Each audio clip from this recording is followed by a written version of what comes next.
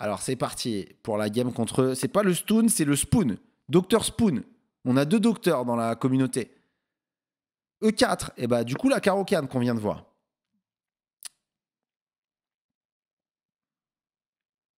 Donc, la carocane, j'aime bien cette ouverture quand on débute parce qu'en fait, on met un pion au centre.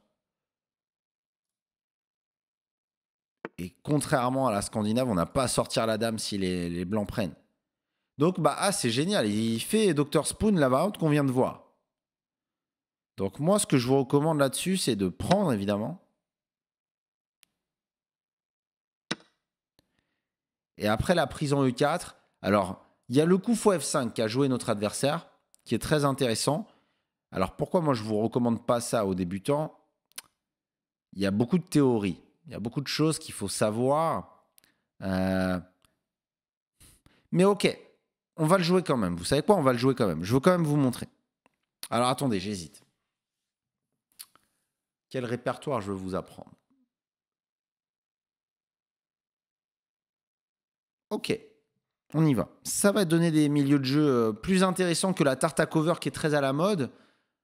Mais ok, moi je veux vraiment, quand je vous apprends aux échecs, vous apprendre la logique derrière les coups. Et c'est beaucoup plus dur pour un débutant de comprendre ce qui se passe dans la tarte à cover. Maintenant, c'est bien la tarte à cover parce qu'il n'y a quasiment pas de théorie. Ok. Mais je veux vous montrer fou F5. Donc j'attaque le cavalier. Le meilleur coup, c'est cavalier G3. Je vous rappelle que sur fou D3, on gagne le pion.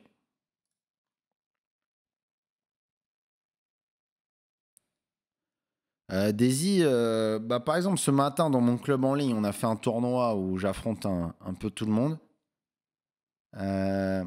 Mais sinon, pour l'instant, non, je fais pas de live où j'affronte des joueurs un peu plus forts.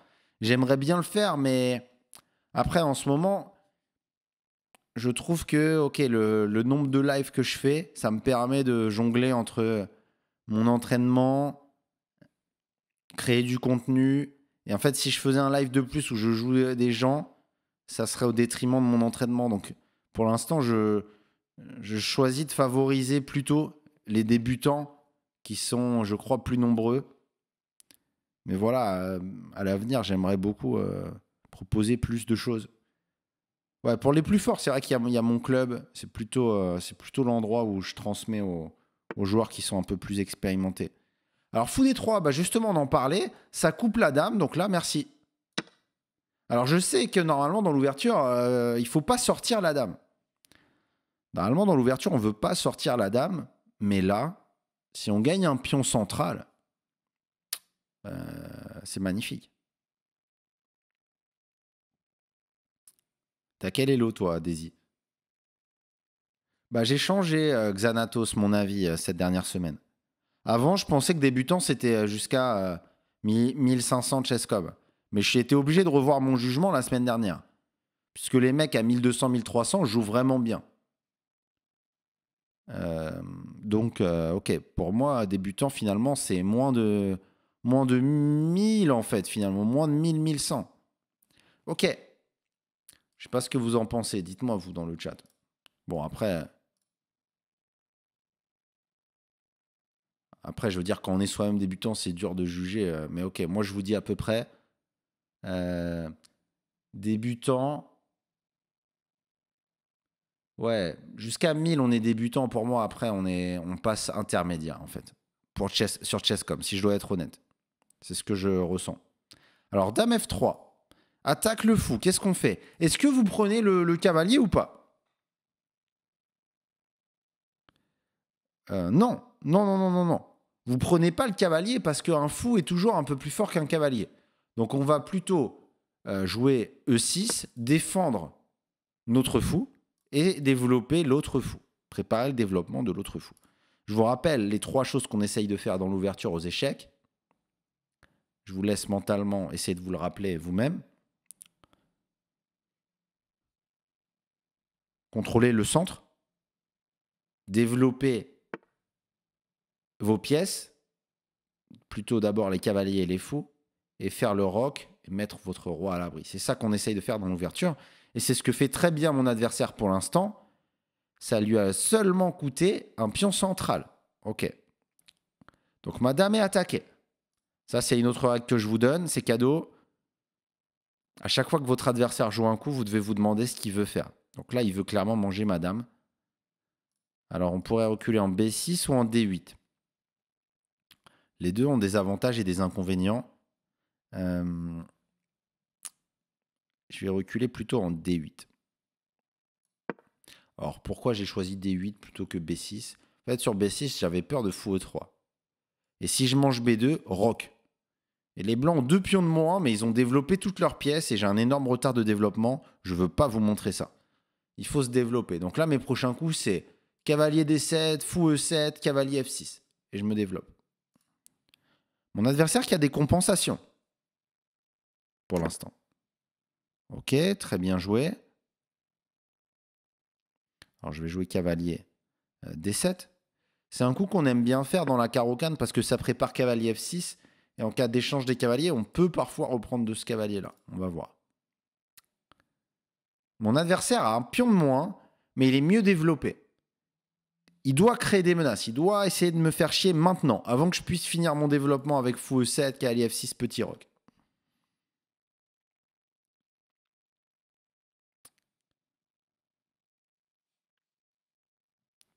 Ok, bah bonne chance à toi, Xanatos. Bonne chance à tous ceux qui essayent de progresser aux échecs. Ah, 1600, bien sûr, c'est intermédiaire d'Anox. Ah, intermédiaire, ça va jusqu'à haut, hein, les amis. Vraiment, moi, je me considère presque intermédiaire, hein, pour vous dire. Donc, c'est pas de la fausse modestie en plus. Ok. Donc, fou F4. Waouh, c'est très bien joué. Avec une volonté de m'attaquer ici. Alors là, il y a danger. Parce que si mon adversaire plante un cavalier en D6, ok, je peux prendre avec mon fou, mais il prend avec le fou. Et une fois qu'il y a un fou en D6, je peux même plus roquer. Bon, ça va être très, très embêtant. Donc là, pour cette raison précise, essayez de deviner le coup que je vais jouer.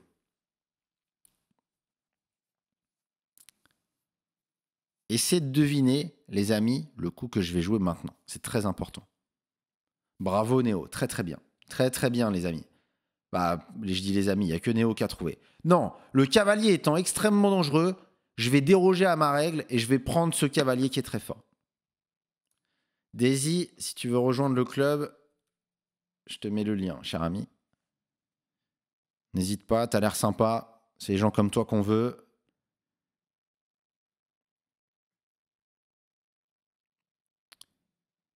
Donc Daisy, si tu es en quête de progression, c'est le bon endroit.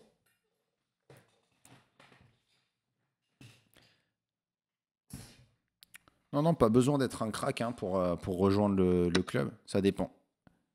Ça dépend quel est ton niveau, mais par exemple, Victor, qui était gros débutant il y a 5-6 mois, il fait des progrès monstrueux.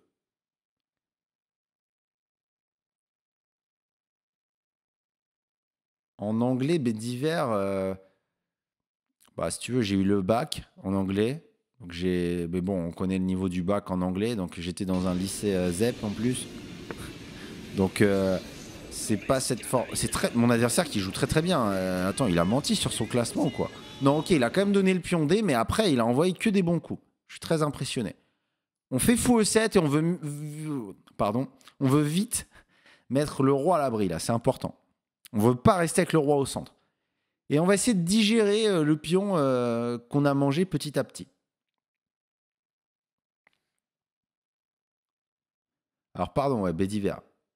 Ouais, du coup, heureusement pour moi, après le bac, j'ai fait 2 ans de classe préparatoire HEC, où là, l'anglais, c'est quand même... déjà, j'avais un très bon prof, et l'anglais, c'était assez important comme matière. Et du coup, là, mon niveau en anglais, il était quand même pas mauvais. Alors, j'ai jamais séjourné très longtemps, même quasiment pas, dans des pays anglophones. Donc, il y a plein de vocabulaire de la vie quotidienne que j'ai pas. Là, mon adversaire qui pourrait peut-être doubler les tours sur la colonne D. La position blanche est pas vraiment...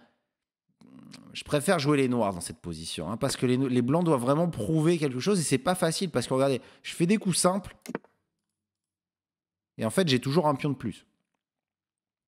Allez, du coup en prépa mon niveau d'anglais est devenu plutôt bon, pas bilingue mais j'avais passé le TOEFL, le TOEIC, genre je saurais plus vous dire exactement, mais ok, j'ai un très bon niveau en grammaire, je manquais juste un peu de vocabulaire sur la vie quotidienne, mais grammaire j'étais bon. Après en prépa on apprenait, voilà, il y a un super ok, je crois qu'il y avait une très belle tactique. Mais ok, on va rester sur un jeu plutôt débutant. Alors, qu'est-ce qu'on fait quand on est débutant dans cette position? Voilà, ça nous gêne. Ok, on va liquider ici. J'ai fait une classe prépa à Corneille. Donc, c'est pas une excellente prépa. J'ai jamais été un élève hyper bon.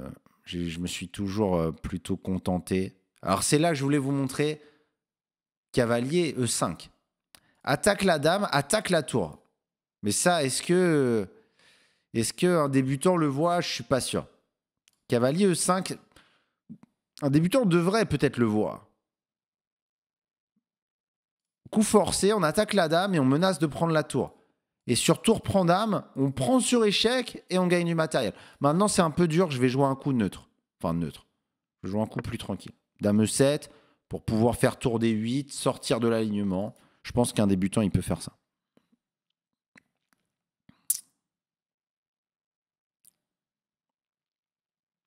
Merci à Dinado, j'ai même pas remercié pour le prime. Merci beaucoup. Ah, bravo Ricardo, très très bien. Ouais, dame A3 et cavalier C4, j'étais en train de calculer Joe Sox, mais après je me suis dit, ok, ne calcule pas ça, Joe. On est là sur des parties pour les débutants. Mais les joueurs plus avancés, vous pouvez vous amuser à calculer des choses plus difficiles, bien sûr. Alors, dame G3, il défend, bien joué. Bravo. Ah non, non, non, pas bravo, pardon. J'ai dit un peu vite bravo. Et vous savez ce qui s'est passé? Je me suis dit, dame G3, qu'est-ce qu'il veut faire? J'ai compris qu'il voulait défendre sa tour. Et la deuxième chose qui m'est venue en tête, c'est, mais qu'est-ce que sa dame ne fait plus? C'est quoi l'inconvénient de ce coup? Ah, il protège plus le fou. Mais j'attaque le fou. Et donc là, fourchette. On gagne une pièce, on fait une fourchette, c'est terminé.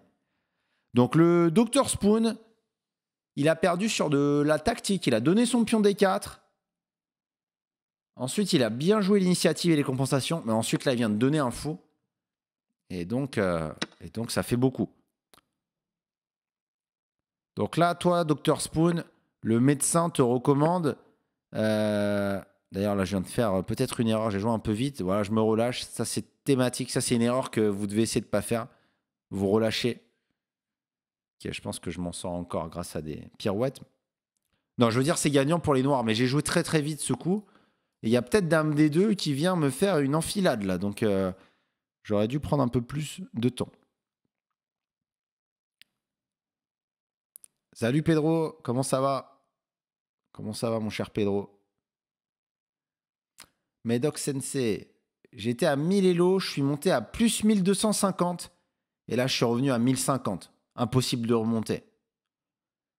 Bah, ça veut dire que je sais pas, tu dois avoir beaucoup de boulot à côté ou ta copine te prend la tête ou j'en sais rien. Mais si tu as réussi à monter à 1250, normalement tu bloques pas à 1050.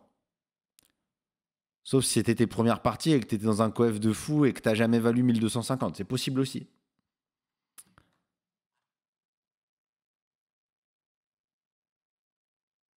Ouais, exactement. Très très dur, Danox. Salut Elmia. N'hésitez pas à dire bonjour dans le chat, ça fait toujours plaisir.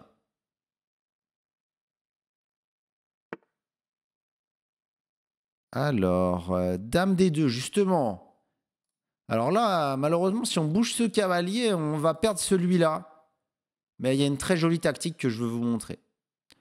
Bon, de toute manière, on a une tour et une pièce de plus, donc on peut bien rendre une pièce. Mais regardez, après cavalier F6, Dame prend D6. Essayez de trouver. Il y a un très joli coup pour les noirs. Une tactique.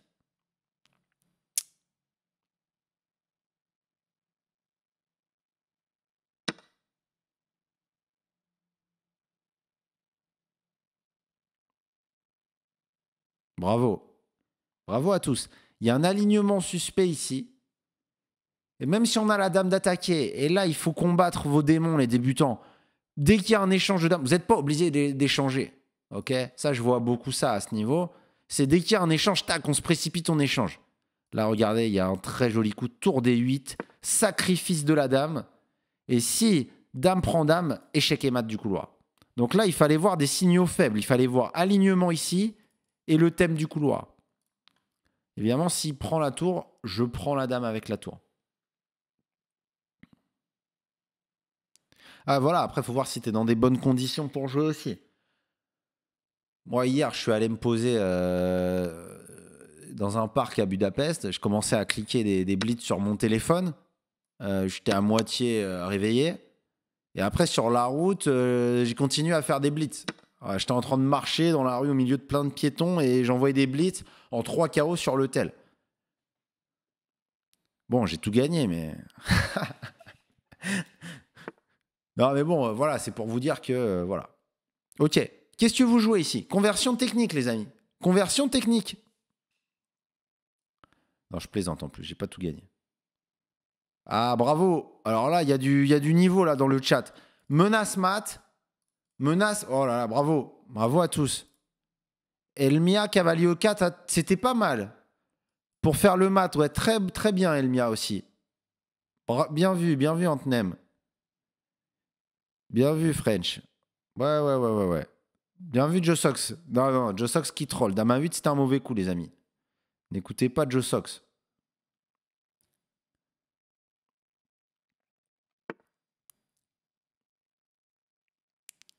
Ah, bah voilà, Shogi. Alors, qu'est-ce que vous jouez, les amis? Encore à vous. Encore à vous de jouer. Qu'est-ce que vous faites? Là, on a dame et cavalier. Il faut savoir que dame et cavalier, ça se combine très, très bien en attaque. Donc, regardez, on va essayer d'aller coordonner nos 2 pièces pour mater le roi, là.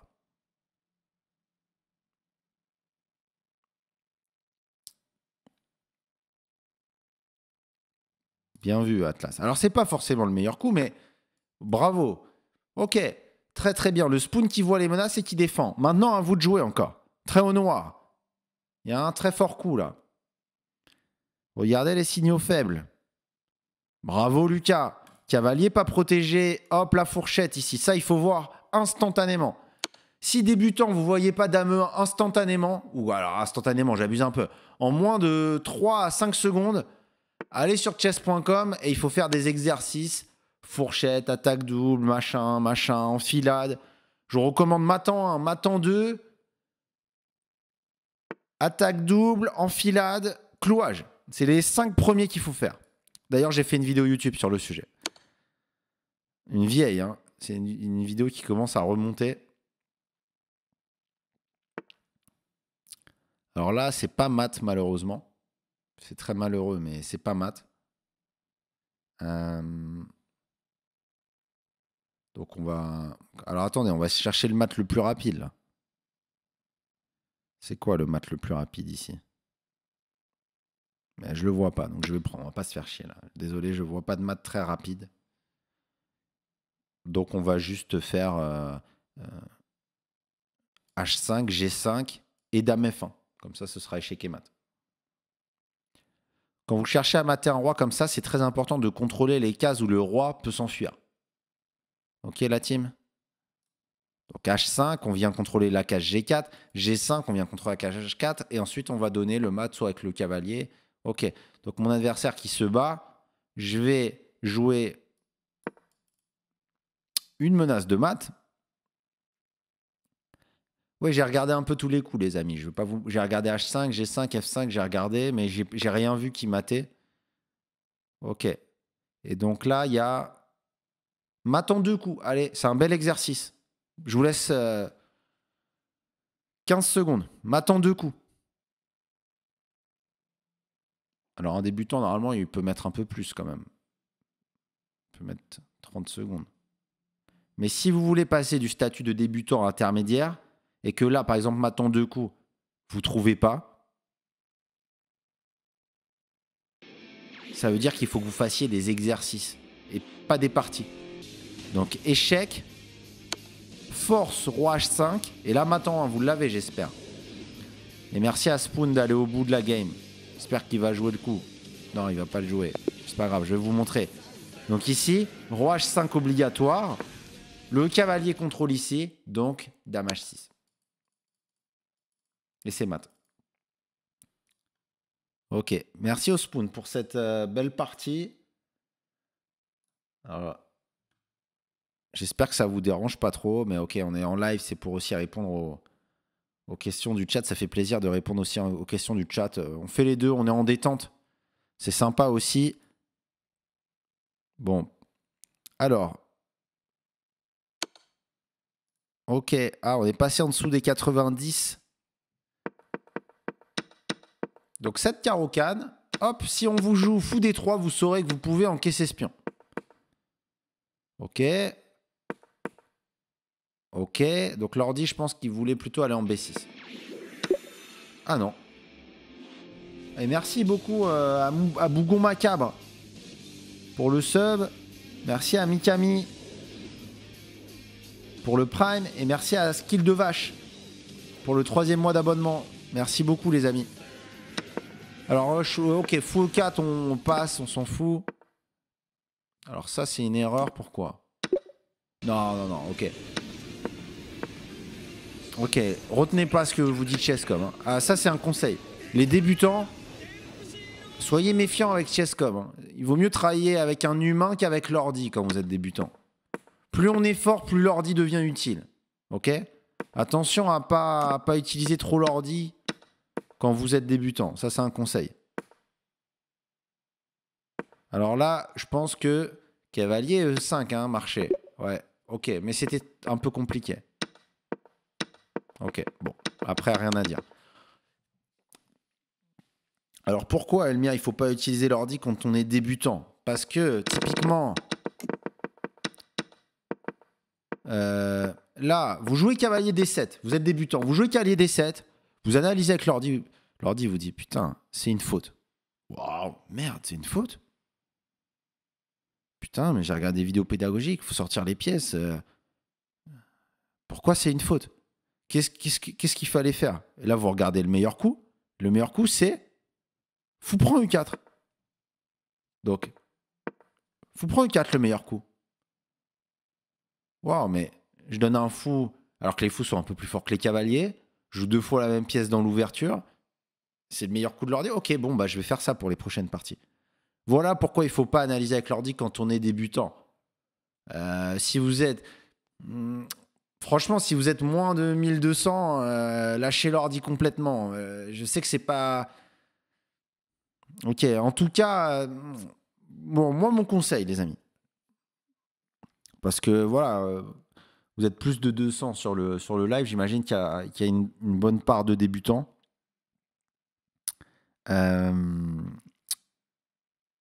Mon conseil,